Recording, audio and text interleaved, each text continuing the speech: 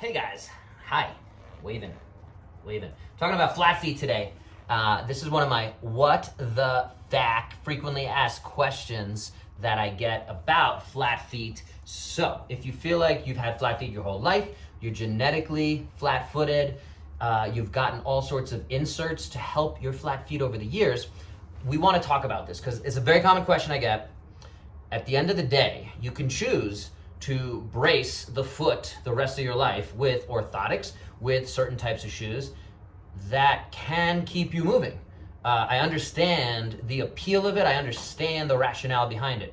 However, if you want to get your feet stronger, and you should want to do that, get all these muscles in here, even if you have flat feet, and again, that arch, what we're talking about usually with flat feet is the arch collapses. I can kind of demonstrate that. Let's take a look here at my foot.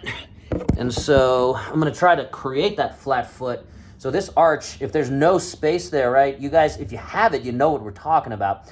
That lack of space is what ultimately is dubbed as flat feet. Now, if you have that on impact and it collapses, that's another way we think about flat feet. What can we do about that is we can get the feet more used to barefoot. All right, so let's take a look at a couple things. We have really cushiony shoes here, right, for running. These aren't the most cushiony, but they're probably the cushioniest I have.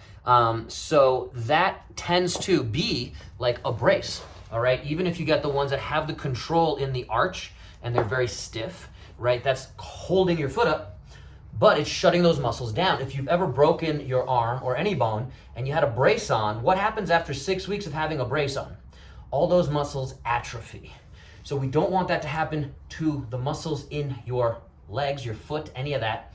We need to, assuming we want to stay on our feet the rest of our lives, get those muscles as strong as possible, build up as much strength in the feet as possible. So how do we do that?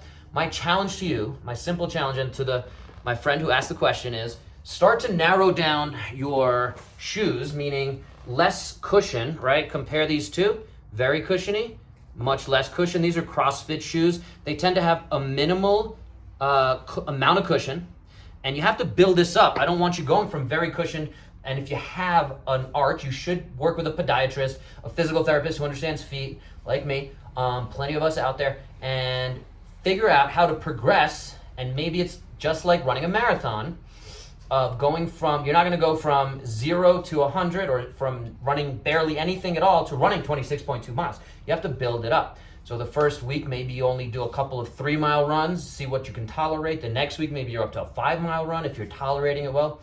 So generally, we just want to figure out how to build up slowly but surely.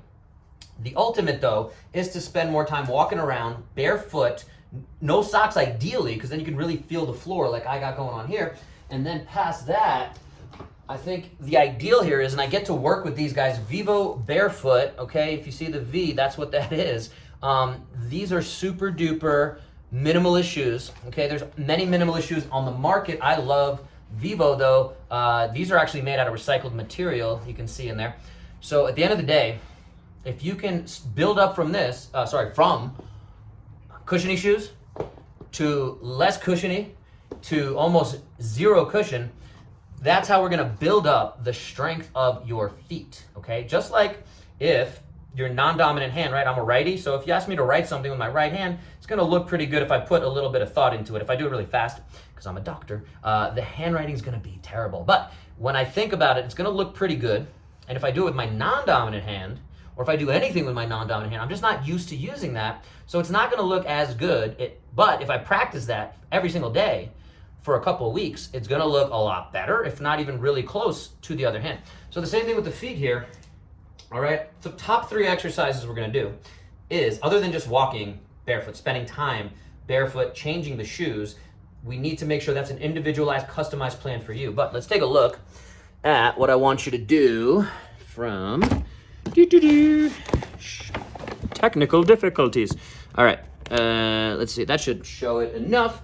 All right, so I'm gonna come all the way back here. So the first thing is just spending more time on a single leg kind of stance, all right? And with that barefoot, just find if you can do different things, whether you're just spending time there, okay? And seeing if you can get your foot to feel stronger. If you can start getting jumping, So the first exercise is just spending time in a single foot, all right? One leg stance. See how long you can do that. Similar to the running thing, and this is one of my biggest screens with running, is can you just hold this for 60 seconds nice and stable?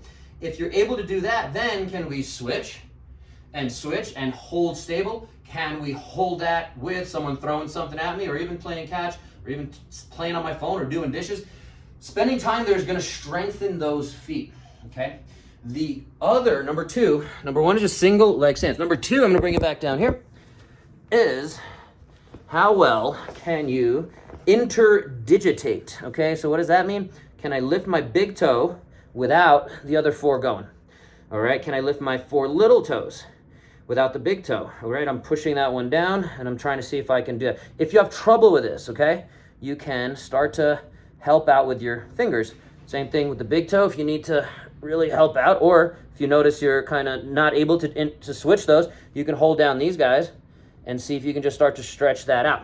So this is kind of toga, a version of yoga, if you will, but getting stronger through those is going to be one of the best ways to start making improvements. The other one is called short foot. So you're actually trying to bring the ball of your foot towards your heel and engage that arch, whether you have one or not. We're still trying to activate and see if you can get a little bit of a cramp in here. What we don't want to see is that you're just curling your toes. Okay, so you're just trying to activate and feel that, or you can see it with me, hopefully, and I'm feeling it in there. All right, little by little, you're trying to activate more and more of that arch. So that's called short foot. All right, so other questions. We got our top 3 exercises is single leg stance. Exercise 0 is spending more time barefoot. Exercise 1 is single leg stance. Exercise 2 is the toga, meaning interdigitating big toe, little toes, and just activating those and trying to really spread those out. And our toes should be able to do what our fingers are doing right here. And that's going to help by having a wide toe box, better shoes. Okay? Vivobarefoot. I'll send a discount code somewhere below. Or if you need a better one, text me directly. And then third exercise is that short foot. So you're trying to really create that kind of middle of the foot arch.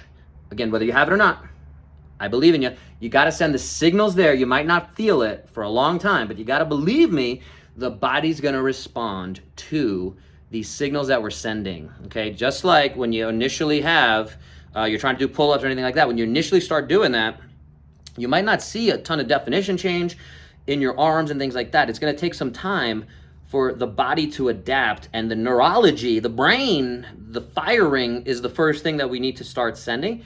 And then eventually the body will probably look a little better. But the more important thing is functionally that we're sending those signals, neurologically, functionally.